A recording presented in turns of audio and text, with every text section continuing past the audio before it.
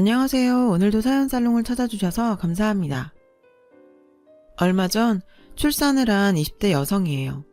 요즘 어지간해선 AS 안 되는 게 없죠. 교환은 물론 환불도 다 되고요.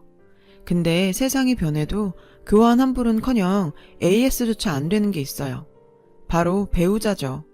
이건 뭐 살아보고 결혼할 수도 없고 살다가 하자를 발견하면 이것처럼 낭패가 없다니까요. 지금 저처럼 말이에요. 남편과 저는 클럽에서 만났어요. 여러분도 다 아시는 바로 그 나이트클럽이요. 나이트에서 만나 사귄다고 하면 다들 제정신이냐고 해요. 그런 데서 만난 사람이 오죽하겠냐고요. 근데 나이트클럽에 다닌다고 해서 다 사생활이 문란한 건 아니잖아요. 예를 들면 진짜 춤이 좋아서 나이트클럽에 다니는 사람도 있으니까요. 저랑 남편처럼요. 저는 어려서부터 춤추는 걸 너무 좋아했어요. 그래서 성인이 되고는 나이트클럽에 자주 다녔고요. 방학 때는 거의 죽순이 생활을 했죠. 그 덕에 거기서 알게 된 인맥으로 유명 가수 백댄서 생활을 하기도 했고요. 하지만 그 일을 오래 하지는 않았어요. 사실 한때 학교 그만두고 춤을 춰볼까 생각도 했지만 죽어라 공부해서 들어간 대학도 아깝고 무엇보다 불안한 미래를 감당하려니 겁이 나더라고요. 제가 좀 현실적인 인간이거든요. 솔직히 말해서 춤으로 밥 벌어먹고 살기엔 제 실력이 부족하기도 했고요. 그래서 미련 없이 포기했어요. 남편 역시 저랑 비슷한 부류로 친구들 사이에서 춤신 추망으로 불리던 사람이에요. 고수는 고수를 알아본다고 남편과 저는 한눈에 서로를 알아봤죠.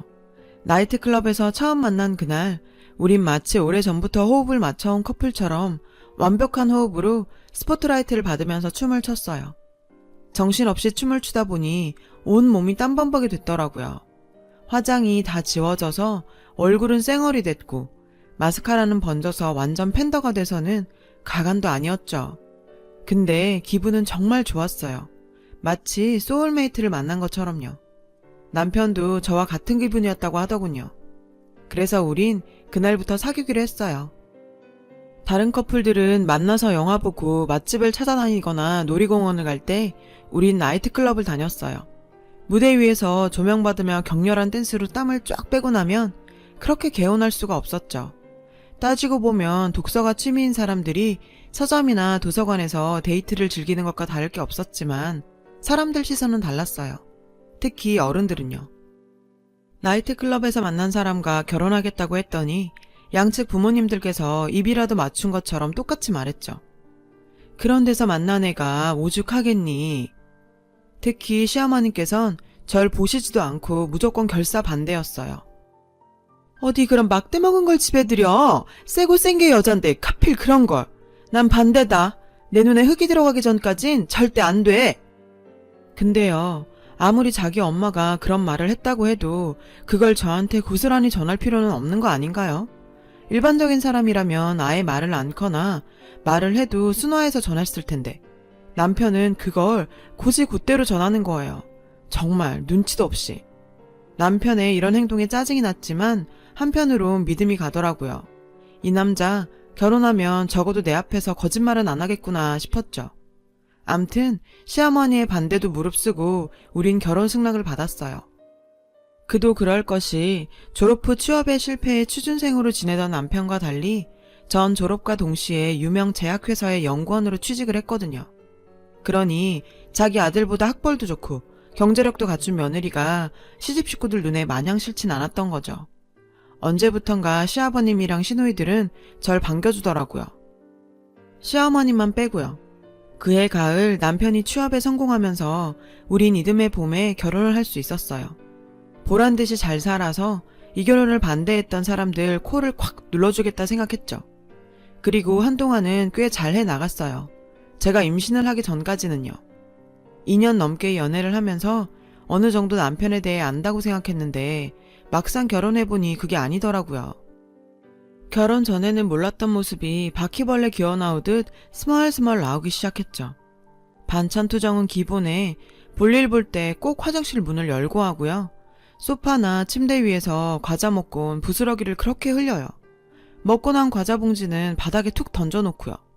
서로 다르게 가진 버릇이려니 하고 살았는데 이보다 절 경악하게 한 게 있는데요. 바로 내 남편이 떼쟁이의 마마보이란 사실이에요.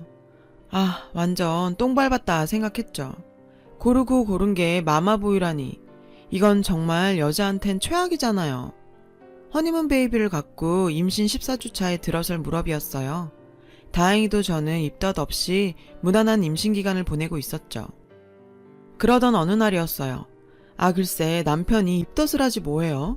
그것도 어찌나 심하게 하던지 집에서 음식 냄새가 조금만 나도 짜증에 짜증을. 아우, 누가 보면 남편이 임신한 줄 알겠더라니까요. 근데요, 임신해보신 분들은 아시겠지만 입덧 때문에 아무것도 안 먹고 싶은 분도 있고 평소 식담이 없던 사람이 그때가 되면 그렇게 먹고 싶은 게 많아지고 수시로 배가 고프고 그런 사람도 있잖아요. 저는 후자였어요. 근데 이놈의 남편 때문에 대단한 음식은 고사하고 먹고 싶은 김치찌개 하나 제대로 못 끓여 먹었다니까요. 하루는 너무 배가 고파서 아파트 놀이터에서 치킨을 시켜 먹었을 정도예요. 아우, 지금 생각해도 화가 뻗쳐요. 이런 상황도 모르고 주변 사람들은 남편이 아내를 얼마나 사랑하면 아내 대신 입덧을 다 해주냐고 남편 잘 만난 줄 알라고 하더라고요. 헐, 얼어 죽을 잘 만나긴. 남편 때문에 배고파서 죽겠구만. 그렇게 부러우면 니들이 가지시든가. 목구멍까지 이 말이 나오려는 걸 정말 사력을 다해 꾹 참았다니까요. 그러던 어느 날이었어요. 아침 일찍 누가 초인종을 누르더라고요. 일요일이라 택배 올 일도 없는데 말이죠. 잠에 취해 있던 저는 남편한테 나가보라고 했어요. 그런데 엄마, 갑자기 웬일이야, 연락도 없이? 시어머니가 찾아오셨더라고요. 저는 피곤한 몸을 일으켜 거실로 나갔죠. 내가 못 올 때 왔니? 어머머, 그보다 얘, 너 얼굴이 이게 뭐니? 새애기 대신 네가 입덧한다더니 얼마나 입덧이 심했으면 얼굴이 이렇게 반쪽이 됐어. 엄마, 역시 나 생각해주는 건 엄마밖에 없어. 아침부터 남편과 시어머니가 거실에서 이상가족 찾기를 찍고 있더라고요. 하루에도 10대번도 더 통화하는 사이면서. 어머님 오셨어요? 제 인사가 끝나기도 전에 시어머니는 절 향해 버럭 소리를 치셨어요. 넌 정신이 있는 애니 없는 애니? 네 눈에 네 남편 안 보이니? 남편 꼴이 이 모양인데 넌 어떻게 아무렇지도 않게 지내니? 어머머, 세상에, 쟤 살찐 거 좀 봐. 너 도대체 얼마나 먹어댄 거니? 아우, 엉덩이에 띠룩띠룩 살 붙은 거 봐. 지 남편은 지 대신 입덧하느라 피골이 성접했는데 넌 먹을 게 입으로 들어가니? 아우, 불쌍한 내 새끼. 여편네라고는 어떻게 저런 걸 만나서 이 고생이냐. 안 되겠다. 내가 여기 살면서 우리 아들 밥 좀 해먹여야지. 아, 글쎄 이러시는 거예요. 남편은 잘 됐다고 팔딱팔딱 뛰면서 좋아라 했죠. 생각 같아선 그런 남편을 확 베란다 밖으로 던져버리고 싶었지만 꾹 참으며 말했어요. 어머님, 그게 무슨 말씀이세요? 여기서 사시다니요. 집도 좁고 방도 없는데 어떡해요. 없긴. 옷방 정리하면 요 하나 못 펴겠니? 자는 건 내가 알아서 할 테니 넌 신경 꺼라. 아, 내 새끼 먹고 싶은 거 뭐 없니? 엄마가 다 해줄게. 전 속으로 설마 이 와중에 지네 엄마한테 먹을 거 해달라고 하진 않겠지 생각했지만 설마는 사실이 되어버렸어요.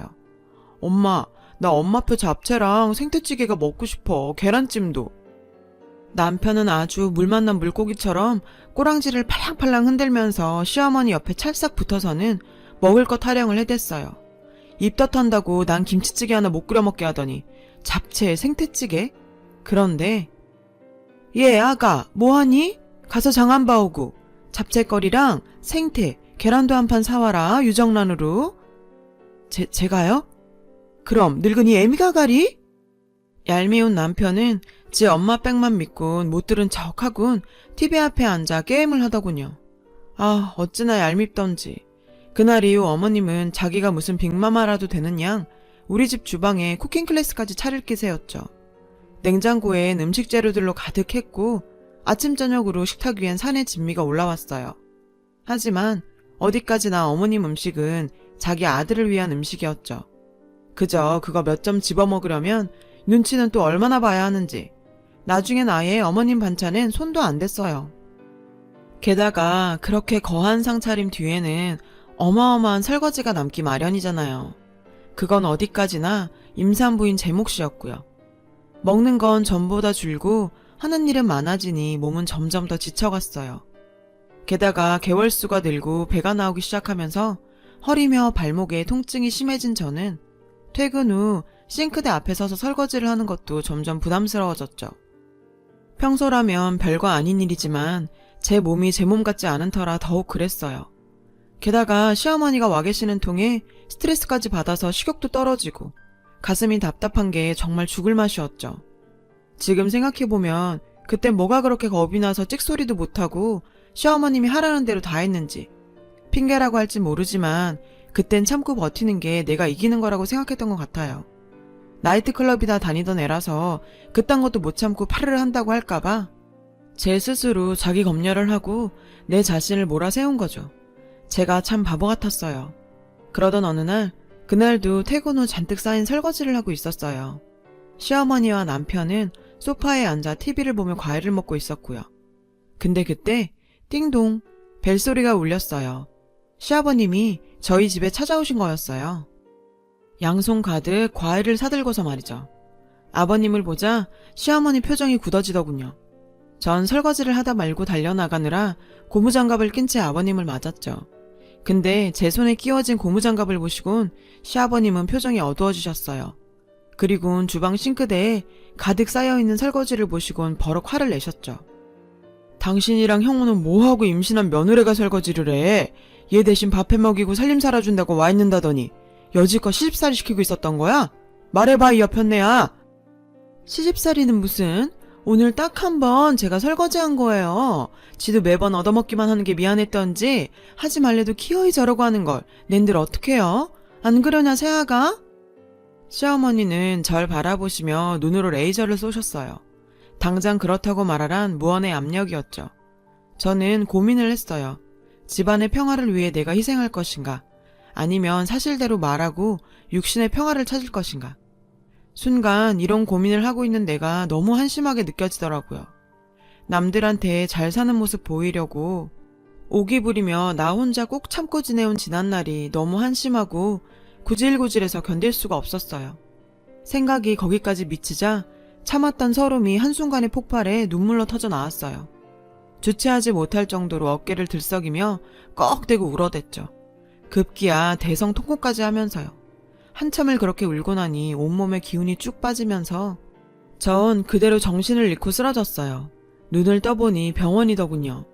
의사 선생님은 영양실조의 스트레스로 인해 유산기도 조금 보인다고 며칠 입원해서 안정을 취하는 게 좋겠다고 하셨죠. 그 말을 들으신 시아버님은 얼굴이 붉어졌어요. 그리곤 의사 선생님이 병실을 나가자마자 그대로 남편의 머리통을 치셨어요. 이런 개만도 못한 놈아. 한 집에 살면서 네 애를 가진 여자를 이 꼴로 만들어. 네가 이러고도 사람 새끼냐? 홀몸 다닌 애가 영양실조가 될 때까지 넌 옆에서 뭐하고 쳐 있었어? 이럴 거면 애초에 결혼을 왜 해? 왜 결혼을 해서 남의 집 귀한 딸을 이 꼴로 만들어? 아니 이 영감탱이가 왜 귀한 내 새끼를 때리고 난리야? 때릴 거면 차라리 날 때려요. 시어머니는 남편을 감싸 안으며 아버님께 대들었어요. 잘한다 이 여편네야. 하나뿐인 아들내밀 저렇게 병신처럼 만든 게 바로 당신이야. 장가를 보냈으면 지 가정 이루고 살게 도와주지는 못할 망정 늙은 애미가 끼어들어 애들 살 갈라놔? 나이는 어디로 먹었냐? 나이를 먹었으면 나이값 좀 해. 임신한 며느리를 부리면서 지 자식만 챙기는 게 말이 돼? 그게 인간이 할 짓이냐? 혹시라도 내 며느리랑 손주 잘못되게만 해봐. 당신이랑 저놈 새끼 싹 다 내쫓아버릴 테니까. 사람이 사람다워야 말로 하지. 다음엔 내가 가만 안 있어.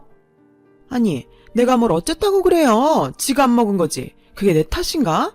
그리고 다른 집 며느리들은 직장 다니면서도 시부모 공양해 살림도 똑부러지게 하고 살아요. 제가 모자란 거지. 이 여편네가 그래도 인간아 제발 철 좀 들어라. 제발 나이값 좀 하고 살라고. 아직도 정신 못 차리고 자기 잘못을 며느리한테 떠넘기려 들어? 그리고 너 당장 집으로 들어와. 새아기 출산할 때까지 너도 당신도 새아기 앞에 얼씬도 하지마. 그랬단 봐. 나 죽고 유산은 한 푼도 못 받을 줄 알아. 아버님 덕분에 그동안 쌓였던 채증이 한순간에 훅 내려가는 것 같았어요. 며느리 사랑은 시아버님이라더니 그 말이 이렇게 찰떡일 줄이야. 아버님은 그 길로 저희 친정에 가셔선 저희 부모님께 머리 숙여 사과를 하셨어요. 그리곤 제가 출산할 때까지 친정 엄마한테 저희 집에서 함께 있어달라고 부탁을 하셨죠. 그리고 또 한 가지. 아가, 다른 거 생각 말고 몸 건강히 순산만 해다오. 아들이든 딸이든 상관없으니 순산만 해. 그럼 내가 너 해달라는 건 다 해주마. 그리고 이건 시애비가 주는 용돈이다. 출산하고 몸 추스르면 안사돈이랑 어디 여행이라도 다녀오려무나. 부족하면 내 더 줄 테니 말하고, 알았지? 그리고 네 시애미가 이상한 짓 하거든 언제든 나한테 말하려무나. 알았지, 아가? 비록 철없는 남편과 시어머니 때문에 힘든 시간은 있었지만 시아버님 덕분에 전 얼마 뒤 순산을 할 수 있었어요. 근데 낳아보니 내 아이가 시아버님 판박인 거 있죠. 회사 선배가 우스갯소리로 아이 낳아보니 시아버님이었다고 하더니 제가 그 짝이었죠. 황당한 저와 남편과는 달리 시아버님은 싱글벙글이셨죠. 자신을 닮은 손주가 그렇게 예쁘시다나요. 덕분에 전 시아버님의 사랑을 듬뿍 받으며 어깨에 힘 좀 주고 살게 됐고요. 참, 그 철딱선이 없는 마마보이 남편은 어떻게 됐냐고요? 인간은 교육의 산물이라는 말처럼 AS는 안 되지만 재교육을 통해 쓰임을 늘려가고 있는 중이에요. 얼마나 쓸만하게 될지는 모르겠지만 안 하는 것보다는 낫지 않겠어요? 저도 아버님 생각해서 더 잘하면서 살아야겠어요. 아빠 같은 우리 시아버지 고맙습니다. 두서없는 제 사연 들어주셔서 감사드려요. 여러분, 사연 댓글에 응원과 현명한 조언 부탁드려요. 좋아요와 구독은 저에게 큰 힘이 됩니다. 오늘도 좋은 일 가득하세요.